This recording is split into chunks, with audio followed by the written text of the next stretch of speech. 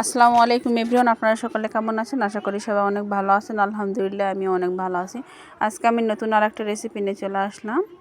আজকে আমি বানাবো, এটা হচ্ছে পিঠা। অনেকে তো চিতই পিঠা বলে, সাতখুপি, চারখুপি, আমাদের এদিকে গ্রামের ভাষায় এটাকে বলে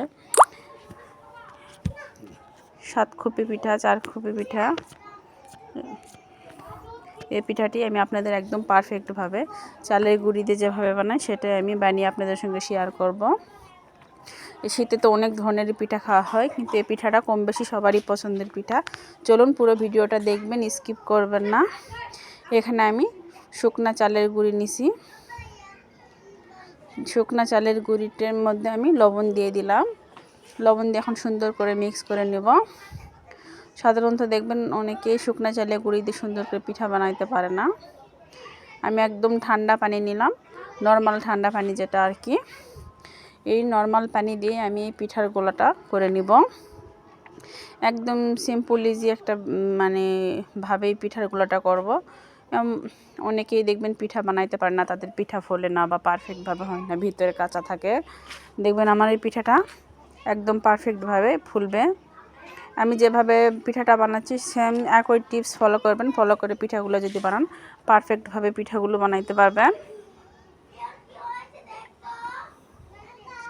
এই যে দেখুন, আটার ডোটা হলো মূল কথা, সুন্দর করে মাখে নিতে হবে। আপনারা মাখাটা যত ভালো হবে পিঠাটা তত ভালো ফুলবে আর কি। এই যে আমি সুন্দর করে মাখে নিচ্ছি, আপনারা একটু সময় ধরে মাখে নেওয়ার চেষ্টা করবেন। আর আমার ভিডিওটি যদি আপনাদের কাছে ভালো লাগে থাকে তাহলে প্লিজ দয়া করে একটা লাইক কমেন্ট করবেন। আর ইউটিউব চ্যানেল থেকে দেখলে একটা সাবস্ক্রাইব করবেন, ফেসবুক থেকে দেখলে একটা ফলো দিয়ে দিবেন। আর যারা সাবস্ক্রাইব ও ফলো দুটাই দিয়েছেন তাদেরকে অসংখ্য ধন্যবাদ। এই যে দেখুন, মাখতে মাখতে একদম ঘনত্বটা এরকম করবেন। আর আপনারা হ্যান্ড উইচ দিয়ে গোলাটা করতে যাবেন না, একটু হাত দিয়ে ব্যাটারটা করতে যাবেন। হাত দিয়ে করলে একদম পারফেক্ট ব্যাটারটা সুন্দর হবে, পিঠা আপনার ফুলকো ফুলকো হবে। হাতে মাখালে ব্যাটারটা সুন্দর হবে। যে ব্যাটারটা আমি ঠিক এরকম করে নিয়েছি, আপনারা ব্যাটারটা ঠিক এমন করে নেওয়ার চেষ্টা করবেন। একদম ঘনও হবে না, একটা পাতলাও হবে না। এই যে আমি দেখুন চামিচ দিয়ে দেখিয়ে দিচ্ছি।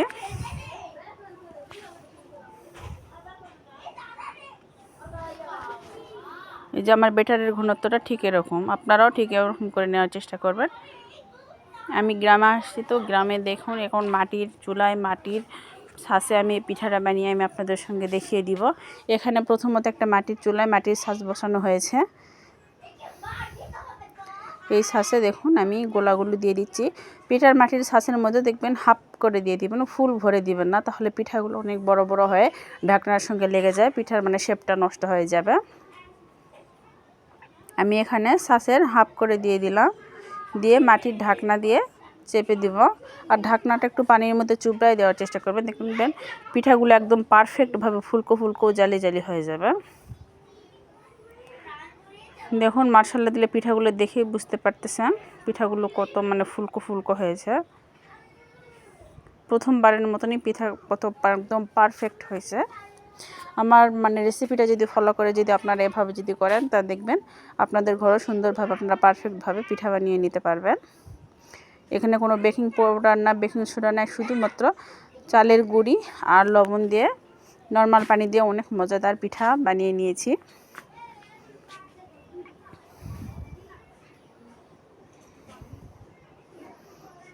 এটাকে বলে চারখুপি পিঠা। এটা হচ্ছে 4টা বাটি থেকে চারখুপি বলা হয়।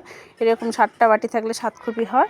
আর যেটা হলো গোল একটা মাঝখানে দেওয়া, ওটাকে চিতই বলি আমরা। এই পিঠাকে চারখুপি পিঠা বলি। আপনারা কে কী নামে বলেন সেটা প্লিজ কমেন্টে বলে যাবেন। আর আমার ভিডিওটি আপনাদের কাছে কেমন লাগলো সেটাও কমেন্টে বলে যাবেন। আর এরকম নিত্য নতুন ভিডিও পাওয়ার জন্য আমার চ্যানেলে একটা সাবস্ক্রাইব করে দিবেন। আর এখনও অবধি ভিডিওটা যারা দেখতেছেন তারা প্লিজ একটা লাইক কমেন্ট করে যাবেন। এই যে দেখুন আমি এক চার পিঠা উঠে নিয়েছি, নিয়ে সেম একই প্রসেসে আর এক চার দিয়ে দিলাম। এই যে দেখুন আমি একটা বোলের মধ্যে পানি নিয়েছি, পানিটার মধ্যে আমি ঢাকনাটা চুপ দিয়ে দিলাম। আর কতটা সফট এবং জালিদার পিঠা হয়েছে আপনারা দেখলেই বুঝতে পারবেন। এই যে দেখুন মাশাআল্লাহ দিলাম, আমার সবগুলো পিঠাই ফুলেছে। পুরো ভিডিওটা দেখাতে গেলে অনেক লং হয়ে যাবে, আমি একদম শর্টকাটে দেখিয়ে দিলাম। আমার ভিডিওটি যদি ভালো লাগে থাকে তাহলে প্লিজ দয়া করে একটা লাইক কমেন্ট করে যাবেন। আর ইউটিউব চ্যানেলে দেখলে একটা সাবস্ক্রাইব করবেন, ফেসবুক থেকে দেখলে একটা ফলো দিয়ে দিবেন।